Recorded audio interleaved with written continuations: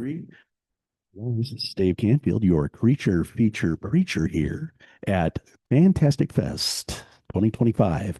And yes, believe it or not, I am talking to we still on the camera thing. This guy, there we go, Gore Verbinski. I can't even believe I'm sitting here. His new movie is called Good luck. Have fun. Don't die. Good Luck, Have Fun, Don't Die. Don't you do it. It premiered last night at Fantastic Fest. Early sneak peek. I think we were the first people in the world to see it. And how lucky were we? It's fantastic. Cannot wait to talk to Gore about it and his career. And here we go. Um, I have always thought of spirituality when I have engaged with your work. The first big movie for me was even though I had seen other films of yours, was The Ring. And you managed to make a classic horror film, uh, which is not something that was associated with remakes. It was not associated with the adapting of other foreign film, particularly genre film, which was really had been done over.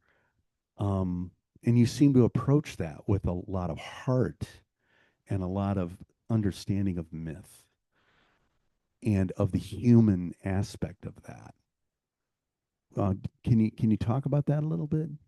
Yeah, I think that that was my first sort of horror genre picture. Um, there was a lot to learn. I think I went through a phase of sort of being annoyed with feeling like I'm, lensing up the dripping doorknob or whatever. I feel like this language seems shop worn a little bit as I was filming. Like, doesn't it didn't feel at first. Um,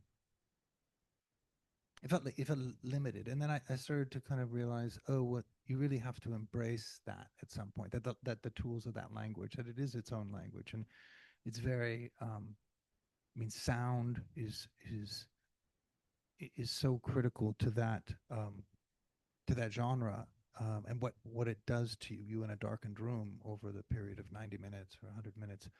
uh, I think also that film was was odd because it's got this sort of and I don't think we were super aware of it prior to making it. But there's this sense, there's a sort of transferable nature of hatred. We were in prep when 9/11 happened. We were actually going to shoot that movie on the East Coast, and our production designer was on one of the planes, and actually it was staying behind to continue to scout. And we ended up shooting it on the West Coast. But I think when the movie came out, there's this idea that you can take this, the sort of only way to save yourself is to take this tape and make a copy and show it to somebody else.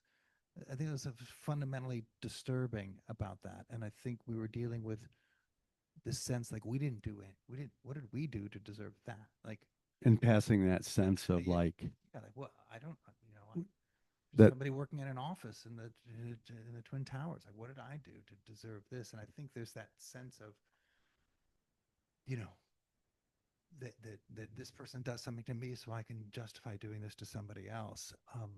And that there's a lot of sort of disillusionment and kind of people, I think, fundamentally sort of this genuine horror. Well, and we've seen what that sort of toxicity socially wreaks, the havoc that wreaks is for getting a lot of that now of people just have absorbed as much as they can, and now we pass it on to other people, which I think is an incredible insight into wickedness, but also disconnection, because your new film is in large part about disconnection and the things that step in to fill the void, the distraction, the nonsense.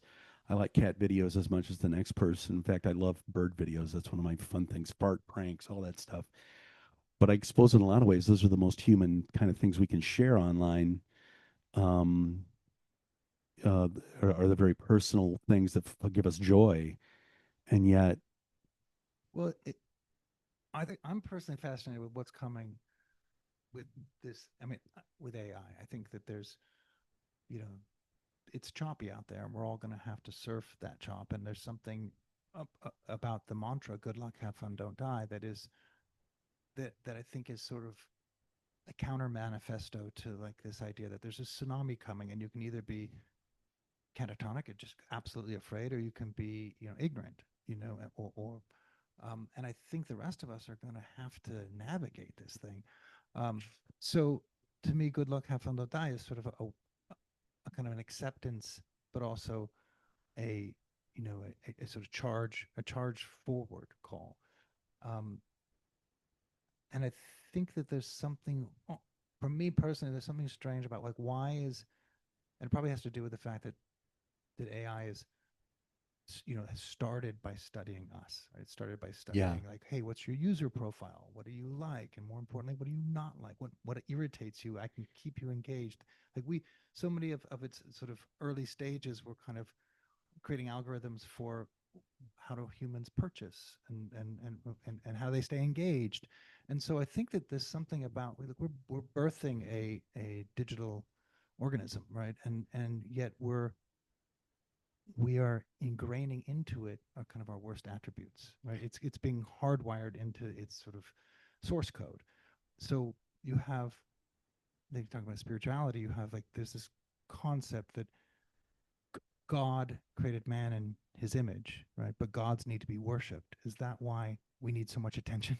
You know what I mean? Did that get could have, hardwired into our DNA? This idea that that's that why we have egomaniacs and narcissists? Like, is that, and similarly, I think because this new thing, this AI agents, they're sort of born from our language, they're born from studying us, they're born from our Amazon, buying practices. Is it going to, not like, Skynet or whatever, just destroy all humans? Is it actually going to need us to like it, which is weirdly scarier? That's one. Yeah, it is really, really scary. I mean, I think it's interesting because you brought up relationality, and so you have characters in this movie who are largely ignored. We have chosen to ignore the school shooter family. We have chosen to ignore homeless people and people we think are crazy, like Sam Rockwell, who looks homeless and crazy. We have chosen to ignore people who are a little weird or different. But within spirituality, and when we talk about the idea of a God needing to be worshipped, you deal with within my tradition of spirituality, you deal with incarnationality. It's all relationality. It's all about noticing one another, and the more you do that, the more you are drawn into a deeper understanding of yourself. But you are no longer the point. You are secure. You are, yeah. Infinitesimally small. We're insignificant. But I think there's also something, um, there's something fascinating to me. I've always been fascinated by the sort of misfit or the anti-hero, or there's that Yeah. saying, "Be the crooked tree." It's a very simple moral. Like all the tall trees in the forest made fun of the crooked tree, and then the people came along and chopped down all the tall trees, and the only thing they left was a crooked tree. It's like, be the crooked tree. I think that there's something beautiful about, I do believe the castaways are going to be the ones who sail back to rescue the world. I've just always felt like, our heroes are going to be found at norms. I don't know if you've ever been to norms, but it's not, it's not Hollywood. No. Like, you're not, there's no movie stars, and there's no, it's not a military complex. Like, it's, it's oddballs, and I think that it's something beautiful about that eccentricity of the individual. Um, we're sort of making fun of the fact that they're all on their phones, because that is nature, but it is the last, source for heroes in our movie. It's like we're going to go to a norms on La Cienega Boulevard. Let me throw a last question at you, because I think I heard Brad knocking there. Um, I had a near death experience, not a woo, I just had a very big medical emergency, and one of the things that disappeared from my life because of that was FOMO, and I realized you are born, you live for a little while, and then you die, and that's okay.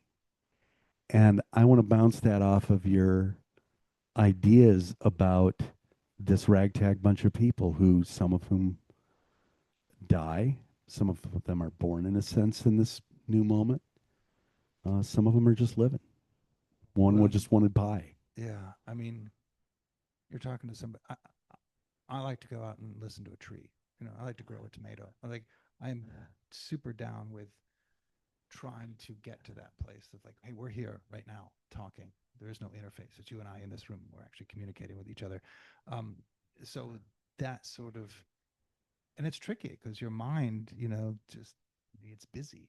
Um, I think in the case of the misfits in this journey, you could really open this film up, and I encourage people to debate it, which is what's real, what's a simulation, what's the difference between reality and a simulation, what's the difference between a simulation and a timeline once you introduce time travel. So that sort of iterative process of that journey. I mean, the film ends on his 118th time in that diner. So I think yeah, he's these narratives are reborn every instant. Yeah. Gore, it's been I wish we had another 20, 30 Oh minutes. yeah, I just I can feel it. We're just getting started. I love your work so much. Thank you so much Thank for you. taking the time to talk to me. And our viewers are going to love your movie. Yeah, come see it. Thanks.